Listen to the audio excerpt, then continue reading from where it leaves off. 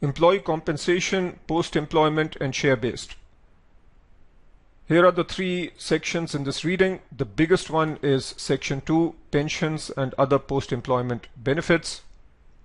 Section 2 has 4 subsections: the different types of post-employment benefits, measuring a defined benefit plan's liabilities, measuring a defined pension plan's periodic costs, and reporting of pension and other post-employment benefits. First, let's understand the different types of post-retirement benefits. One type is a defined contribution pension plan. Here, a company makes specific or agreed upon contributions to an employee's pension plan. The fair value of the benefits to the employee depends on the investment performance. So, in essence, there is a fund, and an employer might contribute 10% of the employee's salary to this agreed upon fund. The risk is with the employee, because when the employee retires, the value of this fund might be high or it might be low. As far as the company is concerned, it is just paying a certain fixed amount every month. Defined benefit pension plans. Here the pension benefit and not the amount is defined, and generally depends on factors like years of service and compensation level. The future pension payments represent a liability for the employer and need to be estimated. Here the employer bears the investment risk, because the employer is promising certain benefits, and if those benefits have a very high price, then the employer needs to pay. So the risk is with the employer. Plans are typically pre-funded, but regulations vary by country. So what this is saying is, if the employer is promising certain benefits in the future, then the employer needs to set up a fund in order to meet these obligations in the future. We can also have other post-employment benefits, generally referred to as OPB. These are promises by the company to pay benefits in the future, such as life insurance premiums and healthcare insurance for its retirees.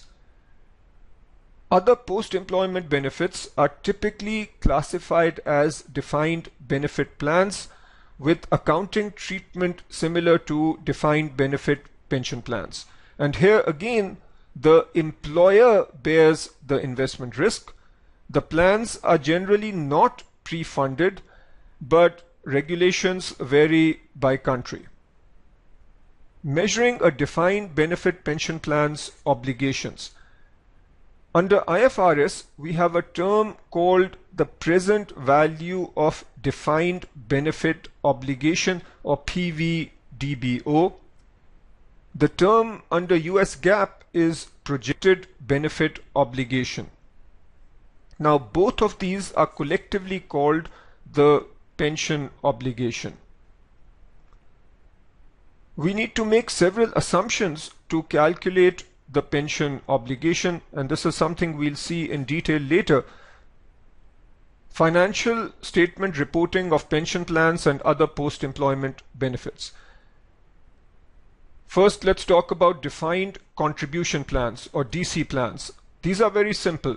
The expense is reported every period. So if a company makes a contribution worth 100,000 every period, then this is shown as an expense. If for some reason the expense is not paid in a given period, then that is a short-term liability. Defined benefit pension plans are a little more complicated, and most of this lecture is based on DB pension plans. Here is a central point. Both IFRS and US GAAP require the funded status to be reported on the balance sheet. The funded status is equal to the present value of the defined benefit obligation minus the fair value of plan assets. So if a company has a future obligation and the present value of that obligation is 100, and the fair value of plan assets. So to meet this obligation, the company sets up a fund. The fair value of that fund, let's say, is 80. Then the funded status is 20, and this is a net pension liability. On the balance sheet, we will show this number. The footnotes will show the present value of the DBO and the fair value of plan assets. We can also have another situation where the present value of the defined benefit obligation is 100 and the fair value of plan assets is 120.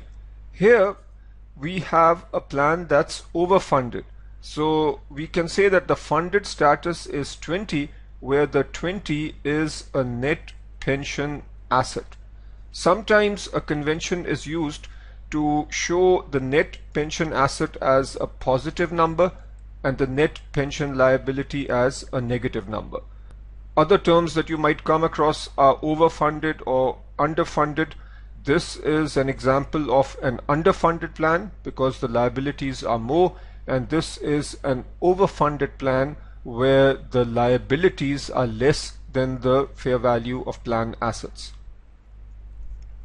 Also keep this note in mind: the amount of reported assets is subject to a ceiling defined as the present value of future economic benefits, such as refunds from the plan or reductions of future contributions. So this note only applies where we have a net pension asset, and what is being said here is that there is a cap on this number, and that cap is equal to the value of future economic benefits. Let's consider some examples. The present value of Appalachian Corp's defined benefit obligation is 5,000 and the fair value of the pension plan assets is 4,500. What amount will Appalachian report on its balance sheet? So the plan asset is 4,500. The liability, or this present value of the obligation, is 5,000. Notice that the liability is higher, so this company will report a net pension liability of 500. Next, the present value of Everest Corp's defined benefit obligation is 5,000. So here again the liability is 5,000. The fair value of the plan assets is 5,500. The present value of available future refunds and reductions in future contributions, so in essence the present value of the benefit, is 700. This is the cap. Here the assets are greater than the liabilities, so we do need to consider the cap. The difference between assets and liabilities is 500, which is under the cap. So we can show a net pension asset of 500. Next, K2 Corp has a defined benefit obligation of 5,000. The fair value of pension plan assets is 5,900. The cap is 700. Here the difference between assets and liabilities is above the cap, so the number that we must report here is 700. The net pension asset then is 700. Now I want you to do example 1 from the curriculum. On this slide, we'll talk about the pension obligation, interest cost, and current service cost. The pension obligation is the obligation of a company at a given point in time. So to come up with the pension obligation, we figure out the future obligation of the company and then calculate the present value. The interest cost is for a given period, and this cost is going to be equal to the pension obligation at the start of the period multiplied by a rate. And the current service cost is the pension related cost to a company because of an employee's service during the period. Another way of looking at it is the change in pension obligation because of the employee working during a period. Let's understand this through a very simple example. A company has one employee with a current salary of 100, which will remain unchanged. At the end of 3 years, a lump sum pension payment will be made based on the formula number of years worked times final salary times 0.25, and the discount rate is 10%. So here, the amount that is due after 3 years, if the employee works for all 3 years, is 75. So this is time 0, where we are initially, end of year 1, end of year 2, end of year 3. And this 75 can really be thought of as 25 times 3, because at the end of the first year, the employee will have earned 25. At the end of the second year, the employee will earn another 25. And at the end of year 3, the employee will have earned this total amount of 75. Now, for every year, what is the interest cost and what is the service cost for that year? This table shows the numbers. At this point in time, the employee has not worked, so he has not earned any pension benefit. Therefore, the obligation is 0. The interest cost is also 0, because any rate times 0 is 0. The current service cost can be thought of as a plug, because we need to calculate the pension obligation at the end of the year.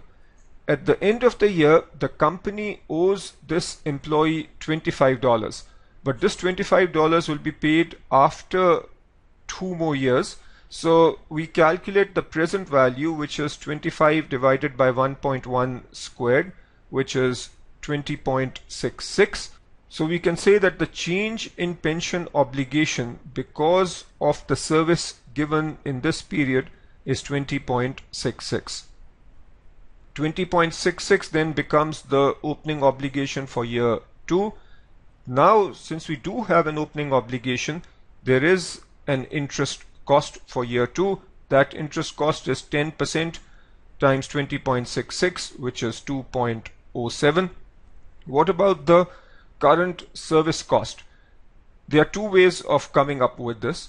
One is to say that at the end of year 2, the pension obligation is now 50 divided by 1.1. Why 50? Because by the end of year 2, an employee has earned $50. And we need to take the present value of 50, which is 50 over 1.1, which is 45.45. So we are going from 20.66 to 45.45.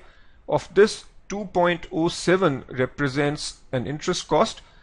The rest, which can be a plug, is 20.73. So this is the current service cost.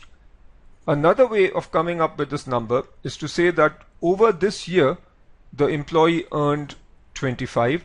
So the present value of 25 at this point in time is 25 divided by 1.1, which is 22.73. This closing obligation at the end of year 2 becomes the opening obligation at the start of year 3. The interest is 10% of this, which is this number.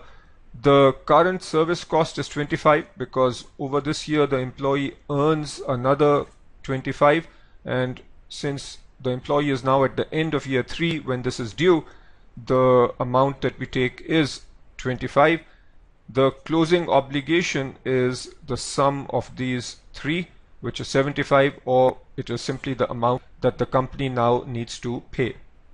Notice that in this example we said that 75 is to be paid at the end of year 3, and then we broke that 75 into 25, 25, 25, 3 equal parts. This method is called the annual unit credit method. Another point is that in this very simple example, we've just assumed an obligation. We've not assumed any plan asset. And since we are only calculating the interest cost for an obligation, we call this interest or interest cost. Later, when we also deal with a plan asset or a pension asset and there is income on that asset, then we look at a difference between the interest cost and the interest income, and that difference is called the net interest income or the net interest expense. Now I want you to do a small exercise. On the previous slide we assumed a discount rate of 10%. What happens if the discount rate increases to 12%? So I want you to complete this table assuming an interest rate of 12%. I also want you to comment on the impact of an increase in salary. On the previous slide we assumed that the salary remained the same, but what if the salary increases? What will happen to the pension obligation, and what will happen to the interest cost and the service cost? Here is what you should get. In our initial case where the salary is the same but the discount rate has gone up, here are the numbers you should get. Opening obligation obviously is 0. The interest for year 1 is 0. The current service cost, now this number goes down. We can understand this by saying that the closing obligation is lower. So this number now is the $25 earned at the end of year 3. But this 25 is being discounted now at 1.12. So we'll say 25 divided by 1.12 squared, and that will give us 19.93. The service cost is the amount by which the pension obligation changed because of the service in that period. Similarly, we can calculate the numbers for year 2 and year 3. Note that the interest cost in this particular case went up a little. That is because the rate has gone up, and even though this rate is being multiplied by a smaller number, so the number is 19.93, but the rate is higher, so this number is a little higher. If we have a situation where the pension obligation is far out in the future, then the increase in rate will have a big impact on this pension obligation, so it is possible that the interest cost might also go down. The impact of an increase in salary is fairly obvious. If the salary is higher, then this number is going to be higher. If that number is higher, then the opening obligation and closing obligation will be higher. Also, the service cost is going to be higher. Now I want you to work through examples 2 and 3 in the curriculum. Before we move on, I want to cover a few key terms with you. The first is fair value of plan assets. Now this is something we've touched before. As we've discussed, a company has an obligation in the future, and our previous example just focused on that obligation. But to meet that obligation, we need assets.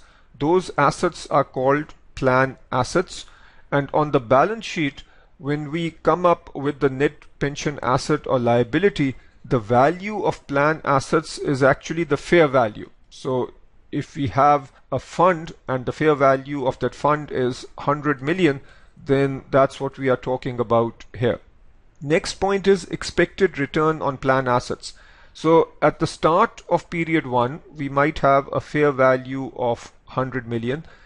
Under US GAAP, we need to have a number which represents the expected return on plan assets. So if that number is 10%, then at the start of year 1, we will say that the expected return on plan assets is 10%. 10% of 100 million is 10 million.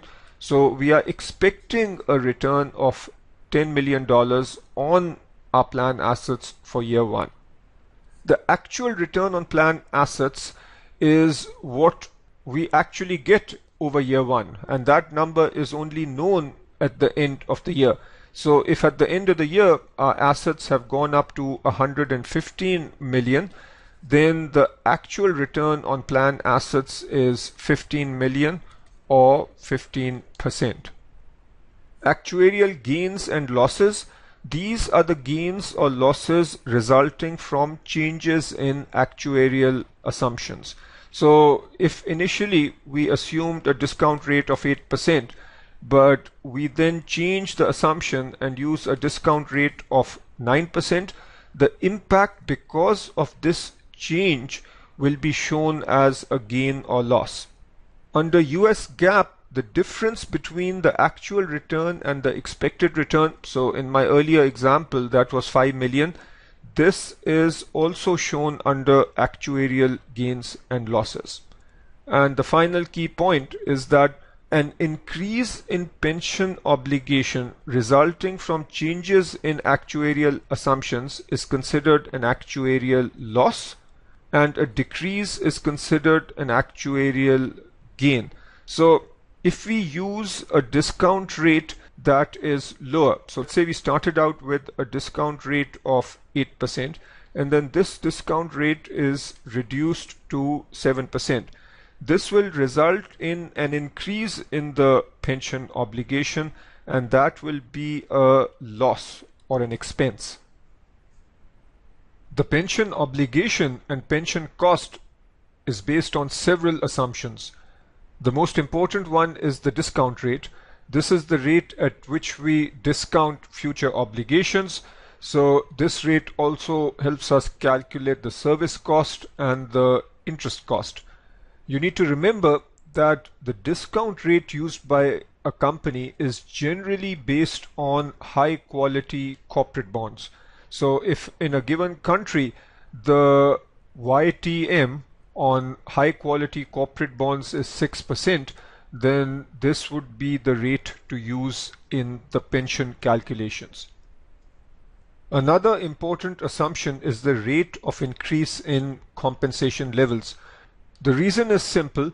Typically, pension benefits are based on the final salary of an employee. So if it is estimated that an employee has another 10 years of service left, then the estimate of how much he or she will be earning at the end of 10 years is based on an assumption about the increase in salary. Expected return on plan assets, this is only used in US GAAP, and we'll see examples later on how this number impacts the cost reported in the profit and loss statement. Length of service is important, and again I'll use this picture. If we are assuming that employees will stay with the company for a long time, then the pension obligation and the pension expense will tend to be higher. The pension benefits are accumulated over time, so the longer the time that employees spend with the company, the higher the pension obligation and pension cost. So if a company is making pension payments after a person retires, and let's say these payments are till the person is alive, then obviously the longer he lives, the higher the payments made by the company. So companies need to estimate how long people will live, and if the assumption is that people will live for longer, then the pension obligation will be higher. Employee turnover. If there is high turnover, then the pension expense is going to be lower. This is because if the turnover is high, then employees will not be accumulating pension benefits. Companies with post-employment healthcare plans disclose assumptions about healthcare costs. So if a company is saying that after the employees retire, they will continue to receive healthcare benefits, then obviously the value of that benefit depends on the cost of healthcare. So companies often assume that healthcare costs will rise at a certain rate in the short run. So a company might say that for 5 years time, the healthcare costs will rise at 10%, and then after that, the cost will rise at 6%. This 10% is the near-term increase in healthcare costs. This is the long-term trend rate in terms of healthcare costs, and 5 years is the time where we go from 10% to 6%. So if a company assumes a high near-term increase in healthcare costs, that increases the value of the obligation. Similarly, a high number here increases the value of the obligation. And this point where we switch from 10% to 6% also impacts the value of healthcare costs. So if we assume instead of 5 that the 10% trend will continue for 7 years, then that increases the present value of the obligation. Now I want you to try example 4 from the curriculum. Here we look at the impact of the three most testable assumptions. I've already talked about a higher discount rate, but let's go a little deeper. If we initially used a discount rate of 10% and then increased this to 12%, that will reduce the obligation. So if we look at our funded status, the funded status is calculated based on the present value of the pension obligation and the fair value of plan assets. When this number goes up, the present value of the pension obligation goes down. The fair value of plan assets is not impacted. So a higher discount rate is going to lower the overall obligation. In terms of the pension cost, you might recall that we talked about an interest component and a service cost component. There are other components also which make up the overall pension cost, but the two most important ones in the context of the discount rate are the interest component and the service cost. The service cost is clearly going to be lower. The interest component depends on the opening obligation and the discount rate. If we use a higher discount rate, the opening obligation will be lower, and this is being multiplied by a rate which is higher. So typically, if the obligation is very far out in the future, then this impact dominates. Generally, the periodic cost will be lower because of lower opening obligation and lower service costs. So we are saying that generally when we use a higher rate, then the periodic pension cost comes down. The higher rate of compensation increase results in a higher obligation and a higher service cost. Higher expected return on plan assets. This has no impact on the plan assets because with plan assets we are using fair value. The higher expected return on plan assets is not used under IFRS. With US GAAP, it will result in a lower pension expense on the income statement, and we will see an example of how this works. When comparing the pension disclosures of different companies, we should consider the following. Number one, differences in key assumptions. If we have two companies A and B which are in the same industry and in the same region, then ideally the assumptions should be similar. So assumptions related to discount rates or assumptions related to the increases in salaries. If these assumptions are different, then adjustments need to be made. Another item to check is whether the assumptions are internally consistent. So if we have a company which uses a discount rate and the assumed inflation or the expected inflation in that discount rate assumption, let's say, is 4%, but when evaluating the increase in salaries, the assumed inflation rate is 3%, then this would mean that there is an inconsistency which needs to be looked into further. Number two, we should keep in mind that the amounts disclosed on the balance sheet are net amounts, and this impacts ratios. So going back to company A and B, it's possible that both are showing a net pension liability of 5 million, but it might be that with company A, the total liability is 100 million. This is the pension liability, and the plan asset is 95 million. Whereas with company B, the liability is 25 million and the asset is 20 million. So in terms of the net pension liability, it is 5 in both cases. But when we look at ratios such as debt to equity and so on, then there will be a major difference if we simply use 5 and 5. Ideally, when calculating such ratios, we should consider the overall liability number and the overall assets number. Third point, the periodic pension costs recognized in the profit and loss statement may not be comparable. This is something we'll see in detail later, but very briefly, Under both IFRS and US GAAP, the total pension cost for a given period is typically the same, but this total pension cost is allocated between the P&L statement and other comprehensive income. And this allocation is different between IFRS and US GAAP.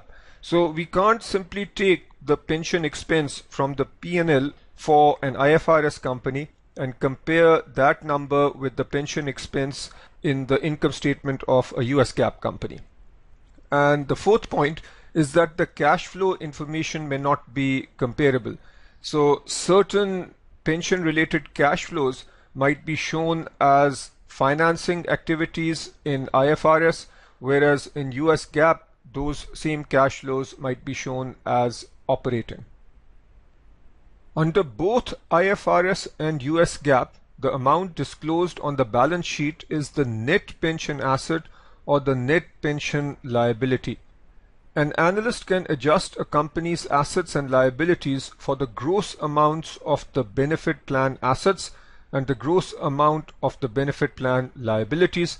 This information is available in the footnotes. And this adjustment is particularly important when we are coming up with debt ratios or leverage ratios. The total periodic pension cost represents a company's overall economic cost during a period. Now, this is referred to as the total periodic pension cost.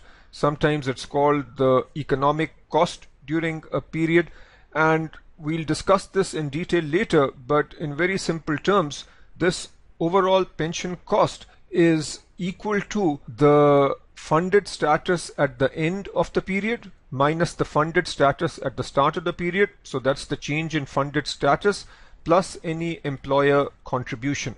So this overall periodic cost or the overall economic cost is partly shown in the profit and loss statement, and there are some components that are shown in OCI.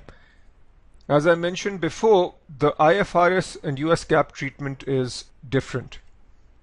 Now let's get into the pension cost disclosure under IFRS. An important component of the pension cost is the service cost. Under IFRS, this is recognized in the profit and loss statement.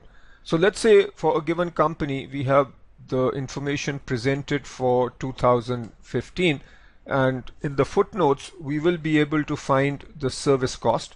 So this is covered in the expense shown in the profit and loss statement. Another component is the net interest income or net interest expense. This is recognized in the profit and loss statement, and it is calculated as the net pension asset or liability times the interest rate. In our example here, these are numbers at the start of the year. So the present value of the defined benefit obligation is 140. The fair value of the plan assets is 20. So we have a net pension liability of 20.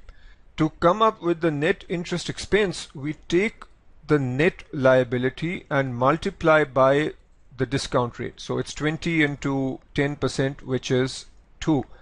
This is an expense because we have a net pension liability. If we had a net pension asset, then we would call this the net interest income. Another IFRS component is remeasurements. This is the net return on plan assets and any actuarial gains and losses. So there are two parts, A and B. A is the net return on plan assets. This is equal to the actual return over the year. So in our example for 2015, these were the values for the obligation and the fair value of plan assets at the start of the year. So fair value of plan assets at the start of the year was 120. Let's say that this number grew from 120 to 135, and let's also say that there were no contributions to the plan. So the actual return was 15 million in dollar terms. So that's the number over here, the actual return, which is 15, minus the plan assets, which is the plan assets at the start of the year, 120, times the interest rate, which is 10%.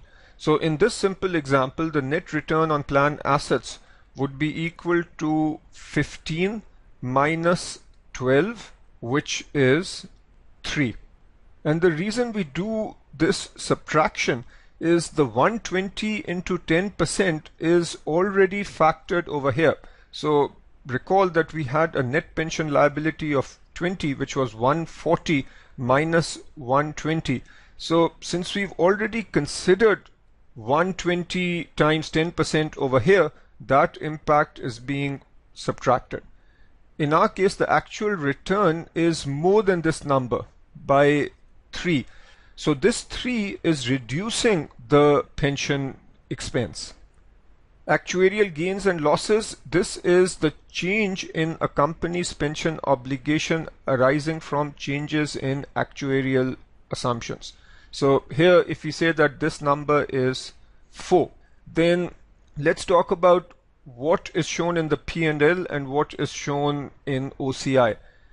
Service cost of 7 is shown in the P&L. The net interest income of 2 is shown in the P&L. So the total pension expense shown in the profit and loss is going to be 9, 7 plus 2. In OCI, we are going to show 3 and 4, which is 7. US GAAP does things slightly differently. For one, service cost is broken into current service costs and past service costs. The current service costs is the amount by which pension obligation increases as a result of employees' services in the current period. And according to US GAAP, this is recognized in the profit and loss statement. Past service costs, this is the amount by which pension obligation relating to employees' service in prior periods changes as a result of plan amendments or plan curtailments. This number, the past service costs number, is recognized in other comprehensive income and subsequently amortized to the P&L over the service life of employees. Interest expense on pension obligation, this is recognized in the P&L, and this number is simply equal to the discount rate times the pension obligation at the start of the period. The expected return on plan assets is recognized in the P&L, and this is equal to the plan assets times the expected return on plan assets. And I mentioned this earlier, the concept of expected return is used under US GAAP. We do not see this expected return item in IFRS. So if the plan assets at the start of the year were 100 million and the expected return is 7%, then this number would be 7% of 100 million, which would be 7 million. This 7 million number reduces the pension expense. And finally, actuarial gains and losses, including differences between actual and expected return on plan assets. This component can be recognized in the profit and loss statement, but it is much more common to recognize this component in OCI and subsequently amortize to the P&L using the corridor or faster recognition method. From an exam perspective, typically you are going to see this scenario where the actuarial gains and losses as well as the differences between the actual and expected returns on plan assets, you'll typically see that this is recognized in OCI. But from the OCI, this is subsequently amortized to or transferred to P&L using one of these two methods. And all you really need to know is that these two methods exist. It is highly unlikely that you will be tested on the details of these two methods. You do, however, need to know which components go into the P&L and which components go into OCI. On the exam, for this component, you will be told whether it's going to the P&L or to OCI. This part, difference between actual and expected return on plan assets, is shown over here. So the actual return might, let's say, be 15 million, and from that we subtract the plan assets at the start of the year times the expected return. If this expression is 10 million, then the difference is 5 million. If the actual return is higher than this number, then that reduces the pension expense. Actuarial gains and losses, this basically is the change in a company's pension obligation arising from changes in actuarial assumptions. So this is similar to what we have in IFRS. Here is an excerpt from the curriculum where we have the IFRS treatment and US GAAP treatment side by side, and I'll highlight the differences. With service costs, IFRS takes the entire service costs and puts it in the P&L. US GAAP separates service costs between current and past service costs. The current service costs are shown in the P&L. The past service costs are recognized in OCI and then subsequently amortized to P&L over the service life of employees. So this is one difference between IFRS and US GAAP. Then we come to the net interest income or expense. With IFRS, we simply take the net pension liability or net pension asset and multiply by the interest rate or discount rate. So it is the same rate. Whereas with US GAAP, we have two rates. We have one rate which is what we've been calling the discount rate. So that's the discount rate or the interest rate at which future obligations are discounted. So that is the rate that we use for liabilities. And then for plan assets, we use an expected return on plan assets. So with US GAAP, we use two different rates. Under both IFRS and US GAAP, the net interest income or net interest expense is shown in the profit and loss statement. Then we come to remeasurements. With IFRS, the remeasurements component is shown in OCI and not subsequently amortized to the profit and loss. And here are the two components of remeasurements. Under US GAAP, this component can be recognized in P&L, or what is more common is that this is recognized in OCI and subsequently amortized to P&L using one of these two methods. Also, there's a slight difference in these bullets where with IFRS we take actual return minus plan assets into the one interest rate that applies under IFRS, whereas with US GAAP we do plan assets times the expected return. This is the same expected return number that we use over here.